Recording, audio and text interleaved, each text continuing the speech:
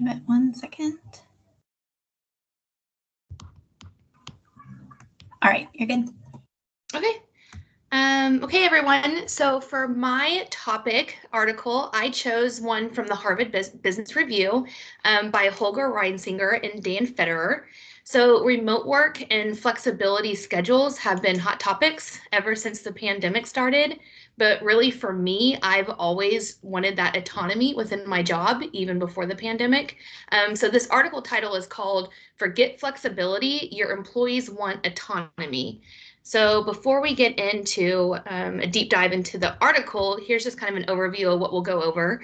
So we'll talk about why employees want autonomy. We'll talk about the self-determination theory that we read in class. Then we'll take a look at some companies who have mastered autonomy and some different ways of how we could implement them into companies in the workplace. And so to get started, so why employees want autonomy? So in the article, they did a survey and they asked 5,000 people from around the world what they wanted from the future of their work arrangements. And 59% of them said that flexibility is more important to them than salary or other benefits. And 77% of them said that they would rather work from anywhere than be in a fancy corporate office. So, but however, 61% of those employees reported that they would prefer if management would allow them to come in the office when they needed to and work remote when they needed to. So what this data is really showing is that they want flexibility, but only if it's conditional upon their own availability. So I know for me, I am not the best teleworker. I feed off people's energy, and so I want to be around those people in the office. But I do know that some of the tasks that I need to do within my job are easier to do at home because there's less distractions.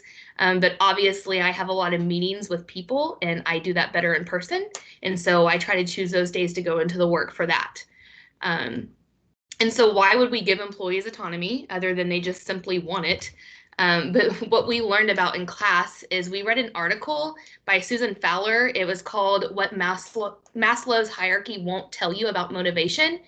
And in that article, it talked about how Dr. Edward Deci developed a theory that challenged the prevailing notion of reward as the main driver in motivation in humans. And so instead, their self-determined theory asserted that self-determination is made up of three components: autonomy, competence, and relatedness. So autonomy is the need for people to perceive that they have choices in their job. Competence is the need for them to feel like they're being affected within their job. And relatedness is the need for people to be cared about and also care about others. So if we think about entrusting employees with greater autonomy as the encouragement of self-determination, we can expect a greater degree of satisfaction, fulfillment, and even engagement within the workplace. And so this is not to say that other motivators are not important as well, because I'm sure Dr. Deci still wants to be nicely compensated for his groundbreaking work, but other elements like autonomy that are more psychological are what helps keep employees engaged, and that's why they come off and are perceived to be more important than salary and other benefits. And so some of the companies that have mastered this, and honestly, they've mastered this organizational culture before even the pandemic hit, but one is Patagonia, and they implemented a policy called Let My People Surf. And this policy effectively allowed employees to leave the office, even during office hours, if there was a perfect day for weather, and it was a great surf day. And so their headquarters was located not too far off from the beach, and so it wasn't uncommon to even see managers and employees catch some waves before a big meeting and then come back to the office. They would send out daily surf reports, even provide a stockpile of Patagonia towels for them to grab on their way to the beach. And so also a fun fact about Patagonia, they were also one of the first companies to offer an on-site childcare program back in 1981 with the whole mindset that they wanted their employees and their families to grow with the company. And so they saw that importance of a work-home life balance. Another company that does really great at this is in Google. In 2004, they adopted a policy called the 20% time. So this policy allowed Google engineers to spend 20% of their time pursuing projects on their own creation. So the policy had produced incredible results, and over 50% of Google's largest revenue generating products came from this policy. So that was including Gmail, Google Maps, Google Earth. And so what it really did was give employees the freedom to manage their own work schedule. And then it also really encouraged creativity. So it's not just all about the perks, but it's about helping that healthy balance between work and home life. And so before we get into more, I kind of just want to take a poll on where everyone is, and you can just, raise your hand or give a little thumbs up of where you fall on the spectrum of autonomy. So do you have low autonomy and low flexibility, so you're mandated to be in the office full time? Or are you low autonomy, medium flexibility, and you can work from both home and office, but your company tells you which days to be in which place? Do you have medium autonomy or medium flexibility? So you can work in multiple locations, but with the minimum number of days to be in the office? Or do you have a minimum autonomy and a high flexibility? So you are mandated to work remotely full time, and you do not get to choose if you wanted to go into the office, even if you wanted to. Or do you have high autonomy, high flexibility? You can work whenever, wherever, and you have full access to an office space if you need it. So I currently am in the medium autonomy and the medium flexibility, but that has just recently changed within 6 months. So 6 months ago, I was a low autonomy and a low flexibility, and I had no choice. And so we're really starting to see a change within what companies are finding what is important to employees. So a good way that companies can implement this into their workplace is they can establish principles and not policies. So instead of saying you have to be in the office 3 days a week, they could say we strongly encourage our employees to consider which locations best enable them to be most effective for certain tasks. And that's kind of where I am within my job. And then they also can invest in the competence and relatedness. So the self-determination theory has those 3 components, and when they're highly intertwined together, that's when you're going to see full motivation out of employees. And then, of course, and I think we talked a little bit about this in our other discussions, but give employees the tools to work from anywhere. So investing in resources and in technology is going to be a great way to make you feel more confident in your job and also more productive. And so these are my references, just pretty simple. And then the discussion, of course, we can open it up to the floor for anything, but I kind of wanted to see have you guys seen a change in autonomy within your workplace in the past 6 months or even a year? And if you have you experienced more motivation with that autonomy?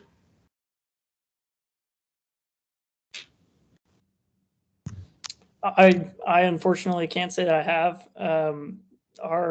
It being a smaller firm, it's very important that we're there, and we just have basic conversations with our boss or our supervisors on everything that's going on. So I couldn't say whether or not it would be good or bad for us as a firm, but I guess we'll find out tomorrow because we're going to be probably working from home tomorrow, and we'll see if any communication is lacked or we're better off.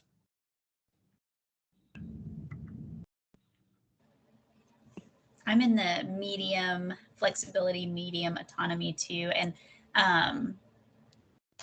there's pros and cons to it for sure. I'm actually the type of person that I like having a schedule. So not necessarily being in the office, but like I like knowing like I have to do this and this and this. And sometimes I find that when I'm home, it's hard to motivate myself to stick to that schedule. So I've had different times where sometimes being at home, it's really nice. Like you said, there's less distraction, so I get a lot done. And then days like today where it's my kids are home from school because of snow and I'm still trying to work, and yeah, I get very little done. So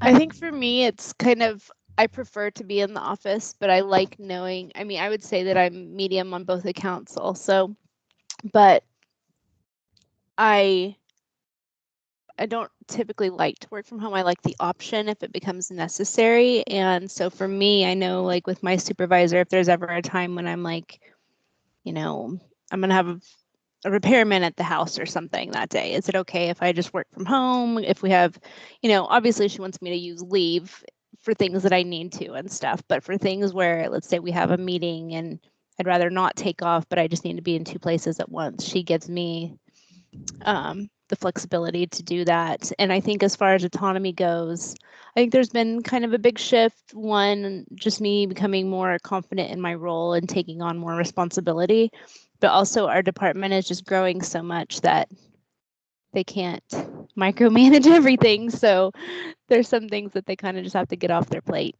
so. I'm in the low autonomy, medium. What was the other category? There was low and medium and low and low. Let's see. Yeah, it's low. Are you because you work home remotely and you don't have a choice, right? So you're medium autonomy, high flexibility. So they dictate 3 days a week at home and 2 days in the office, and they dictate what days you're in the office. And what I've noticed is it depends on your ranking on the totem pole, how, what you're told to do. So if you're above a manager, actually, if you're a director and above, you can work from anywhere you want, anytime you want. So you have high flexibility, high autonomy. But if you're below a director, it's all the same. It's low to medium autonomy. I would say mine is a little bit that way. I have low autonomy in the sense that I am one of the ones required to be there in person.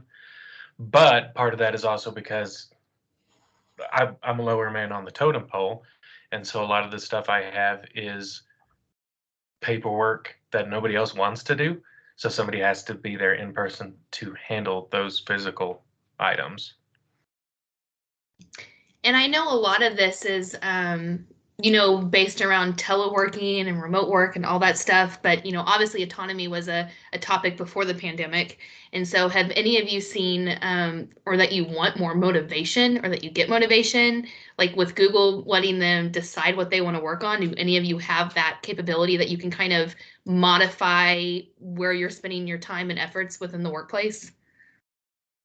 Yeah, that would be wonderful to get to do that, I think.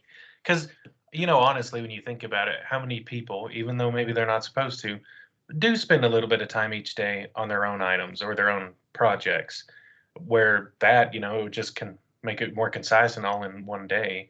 But that reminded me, I think there was a video for this class, I can't remember which module that was, where it talked about a company, I think in Australia, that had a day that was dedicated to people being able to work on their own projects. But I like this idea better, the 20% time, or about a day a week.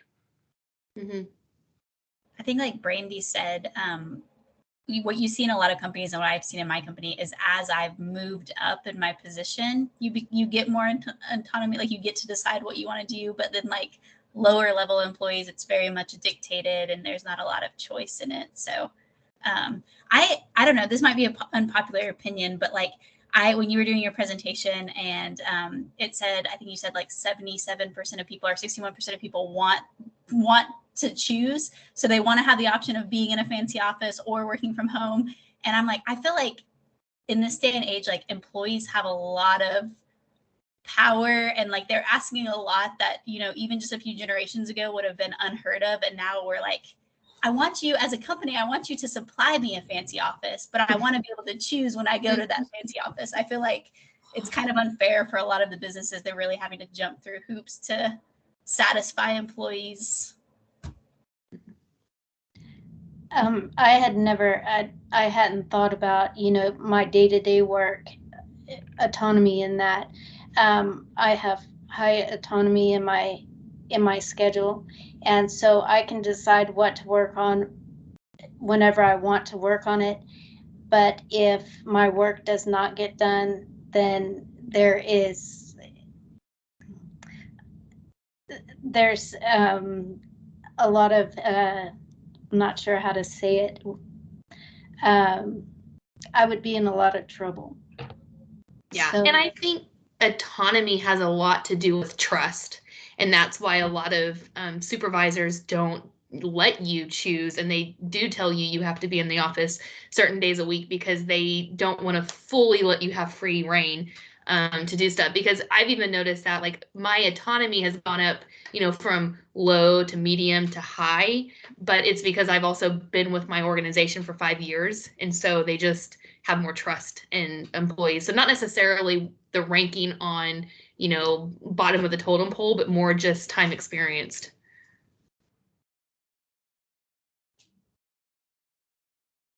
Yeah. Well, Yeah. if there's nothing else, then I was just going to agree with Amber with what she had mentioned about employees wanting to have it both ways, and that it has been a big shift in the paradigm lately. Is it power moving sort of into the employees' hands versus the employers? yeah.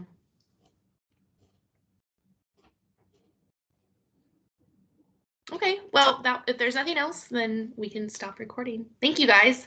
Thank you.